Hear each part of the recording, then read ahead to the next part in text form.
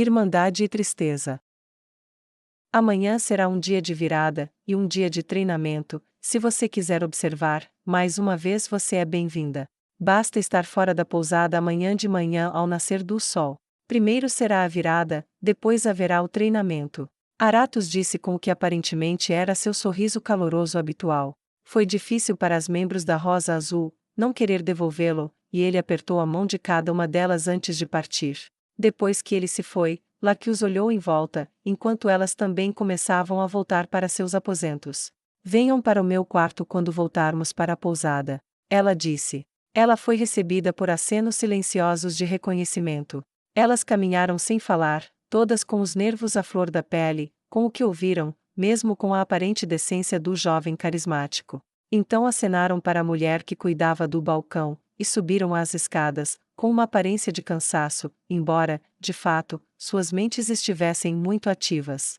Laqueus abriu a porta de seu quarto, entrou, segurou-a aberta para sua equipe, e a fechou quando Tia entrou por último. Pensamentos? Ela perguntou, indo direto ao ponto. É, diferente. Mas não sem méritos. Disse Tia. Sim, quero dizer, eles adoram os mortos-vivos, mas não estão machucando ninguém. Acrescentou Tina. Mas Laqueus estava no fio da navalha, mesmo agora, atrás de uma porta fechada em seu quarto, e à primeira vista, Gagarin estava igualmente no limite. Ela se forçou a respirar uniformemente. Mas o que eles querem dizer com a não-vida futura? Laqueus perguntou. A implicação atingiu Tia e Tina rapidamente, pois elas não haviam notado, mas elas se entreolharam com expressões sombrias. Ele nunca negou a necromancia de forma alguma. Evilei acrescentou com apreensão. E ele mencionou algo chamado a virada, várias vezes. Acrescentou Laqueus. Eu não sei sobre o resto de vocês, mas acho que seria melhor estarmos preparadas para intervir.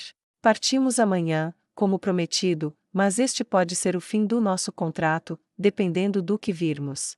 Ela disse para a equipe. Pode ser. Evilei disse, mas por enquanto vamos suspender o julgamento. Não estou defendendo o rei feiticeiro, mas sabemos que nem todos os mortos-vivos existem apenas para caçar os vivos. Eles precisam ser abatidos.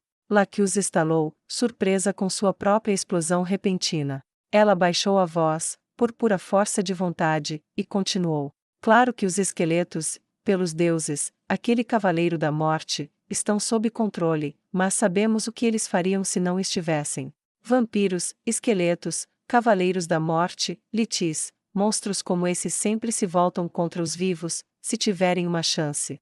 Proteger a humanidade requer derrubá-los. Talvez o rei feiticeiro seja, incomum em alguns aspectos, mas qualquer coisa que possa acabar com 200.000 vidas, é perigosa, e devemos ser cautelosas com isso.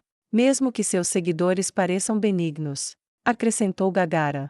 Tia e Tina tinham expressões de concordância em seus rostos, e Evilei ficou em silêncio. Evilei viveu atrás de uma máscara por tanto tempo, que esquecia que ela estava lá às vezes, mas agora, neste momento, ela estava consciente disso de uma forma que não tinha há séculos, e não era apenas uma máscara, uma fração de uma polegada de material esculpido e pintado, era uma parede, alta como o céu, e grossa como uma montanha, através da qual ela não podia ver, e cuja altura ela não podia escalar, separando-a para sempre de suas amadas irmãs. Ela sentiu seus olhos se encherem de lágrimas, quando aquela barreira aparentemente eterna foi jogada em seu rosto por uma observação de Laqueus, que obviamente não tinha ideia de que o que disse poderia cortar como uma faca em sua carne. Evilei levantou-se, e disse suavemente, você está certa, claro, agora, foi um longo dia, vou tomar ar por alguns minutos antes de ir para a cama. Laqueus assentiu, aparentemente sem perceber a dor que Evilei escondia. Boa ideia, mas vou me sentir melhor se ficarmos de guarda esta noite. Evilei, você pode ficar na primeira guarda. Claro, irmã. Evilei disse, mal mantendo sua voz, ao colocar ênfase especial na palavra, irmã. Não vou demorar. Ela disse, e saiu, perdendo o resto da ordem do turno, e não se importando, ela saiu, perdendo o aceno educado da pessoa que cuidava da mesa da pousada, e deu um passo para o ar livre. Seu coração não bateu nenhuma vez em mais de 200 anos, mas como havia acelerado ao testemunhar o poder e o valor de Momon, agora doía pela dor não intencional infligida pela rejeição de Lacuse aos mortos-vivos como meros recipientes predatórios do mal. Ela sabia que Lacuse não tinha a intenção de machucá-la. Como ela poderia ter feito isso, afinal nenhuma delas sabia que elas estavam lutando ao lado de um vampiro, que elas chamavam um vampiro de irmã, que elas iriam dormir enquanto um vampiro vigiava elas. Se sentindo seguras confiando no tipo de ser que costumavam matar, sem perder nenhuma noite de sono por causa do ato. Ela caminhou sozinha ao luar, algumas tochas penduradas em arandelas do lado de fora de vários prédios, e isso fornecia orientação adicional para os humanos à noite, mas com sua visão no escuro, elas não significavam nada para Evilei. Quantas vezes ela pensou em dizer à sua equipe o que ela era, apenas para desistir no último minuto, mudando de ideia ao imaginar perdê-las, ou pior, ter que lutar contra elas. Ela balançou a cabeça com o último pensamento. Ela nunca poderia lutar contra suas rosas. Ela engoliu em seco. Se elas descobrissem o que ela era, se elas sacassem armas para cortá-la, ela resolveu que deixaria tudo acabar. Ela viveu o suficiente, perdeu o suficiente. Ela tentou imaginar Lacuse desembainhando aquela espada, e a sensação dela cortando sua máscara, e acabando com sua vida. Quando ela ouviu Lacuse falar pouco tempo atrás, isso a lembrou de como parecia uma possibilidade muito real. A equipe se sentiria diferente, se ela revelasse sua natureza. Ela sentiu a pergunta cravando nela como uma lança se retorcendo no estômago. Ela estava tão perdida em seus pensamentos que nem viu Aratos, até que ela já tivesse trombado nele, e o derrubado no chão. Ela ficou surpresa por um momento enquanto ele estava esparramado no chão, e ela rapidamente se desculpou, e se moveu para ajudá-lo a se levantar. Eu sinto muito. Ela disse enquanto estendeu a mão, que ele apertou em aceitação, e grunhiu enquanto ela o puxava facilmente para cima. Receio estar tão perdida em pensamentos que não prestei atenção para onde estava indo. Ele riu. Nenhum dano feito. Ele disse. Então qual é o problema? Ele perguntou com um sorriso. Talvez eu possa ajudar. Problema? Evilei perguntou, e ele olhou para ela com um meio sorriso. As pessoas não se perdem em pensamentos vagando no meio da noite porque estão felizes. Algo está incomodando você, quer conversar sobre isso? Ele perguntou. Acho que não pode doer. Ela disse. Tudo bem então. Ele respondeu, e gesticulou para que começassem a andar. Então, como vai? Ele perguntou. Você já guardou um segredo? Ela perguntou a ele. Claro. Quem não tem? Ele respondeu. Quero dizer, um que poderia mudar a forma como aqueles que você ama viam você. Ela perguntou. Algo que, se eles descobrissem, poderia custar-lhe tudo. Ela elaborou. Sim. Ele disse, uma vez. Posso perguntar? Ela começou. Você já sabe. Ele respondeu. O que? Ela perguntou confusa. Sou um seguidor da justiça negra. Minha mãe era uma sacerdotisa, e meu pai um paladino. Deixei a fé deles, e me juntei a esta desde cedo. Sua voz ficou distante da maneira que as vozes tendem a fazer quando a distância de uma vida, real ou sentida, era discutida. Quando Jaldabaoth invadiu, fui capturado, rezei aos deuses por alívio, mas o único alívio que recebi foi que os demônios que nos guardavam continuaram escolhendo outras pessoas além de mim para sua diversão. Quando fui resgatado, foi por causa do rei feiticeiro, Inéia Baraja. De que adiantavam os deuses que não faziam nada, ou cuja única maneira de responder às orações era sacrificar os outros? Ele olhou para ela sem o sorriso feliz que normalmente caracterizava seu rosto, e em vez disso, sua voz estava embargada, e as lágrimas escorriam.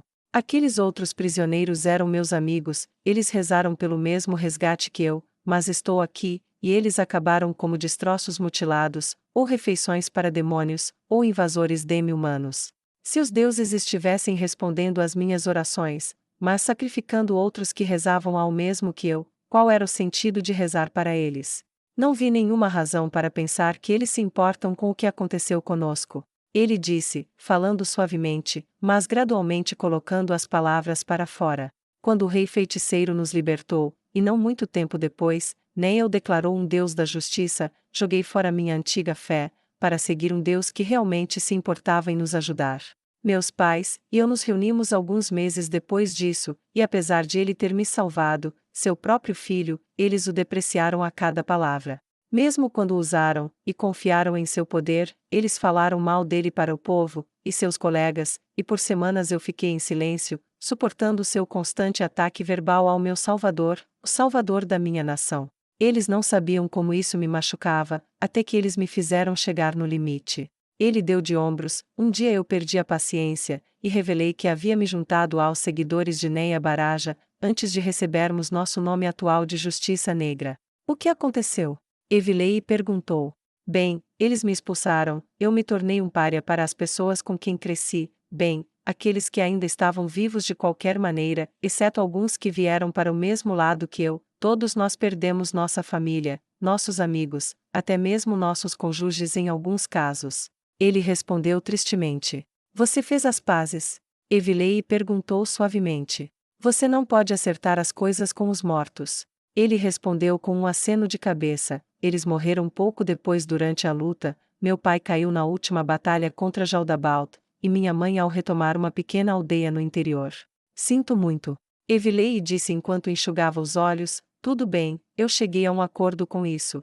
Você está feliz por ter contado a eles a verdade? Ela perguntou. Para sua surpresa, ele deu um aceno firme e decisivo. Eu estou. Eu gostaria que tivesse sido feito de forma diferente, mas carregar esse segredo para salvar o relacionamento, manchou o relacionamento em si. Significa sempre ter que manter alguma parte de mim longe deles, uma parte que eu não poderia compartilhar, e isso se tornou uma grande parte de quem eu sou. Sim, eles acabaram me rejeitando por causa disso, mas foi como tirar uma lança da barriga. Com certeza, enquanto está lá, ela estanca o sangramento, mas para curar a ferida que ela fez, ela tem que sair mais cedo ou mais tarde. Quando tudo saiu, eu estava agora aberto, capaz de falar o que pensava, e não dançar em torno da verdade, não tendo que observar constantemente o que eu disse ou o que fiz. Foi como se um peso fosse tirado dos meus ombros. Eu gostaria de ainda tê-los, que ainda pudéssemos conversar, que eles pudessem ter me tido em suas vidas até o fim, mas eu não posso. E não mudarei porque outras pessoas não querem que eu seja como sou. Justiça Negra, Foldoton, está em minha casa agora, aqui está minha família, e eu construí minha própria vida, e é algo para me orgulhar, e não estou mais tendo que fingir, e nunca mais terei. Ele disse, e embora sua voz carregasse uma doçura amarga, ela navegou em um mar de sinceridade e veracidade. Obrigado. Evilei disse. Você me deu muito em que pensar, e me ajudou muito mais do que jamais poderia imaginar. Ela disse, e deu a ele não apenas um aperto de mão, mas um abraço.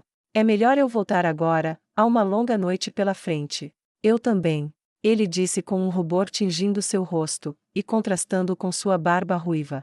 Evilei voltou rapidamente para a pousada, e foi para cada quarto, deixando-os saber, uma por uma, que ela estava de volta, e pronta para começar a vigiar no corredor.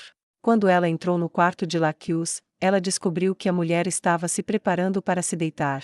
Boa noite, Evilei. Acorde Gagaran quando seu turno terminar.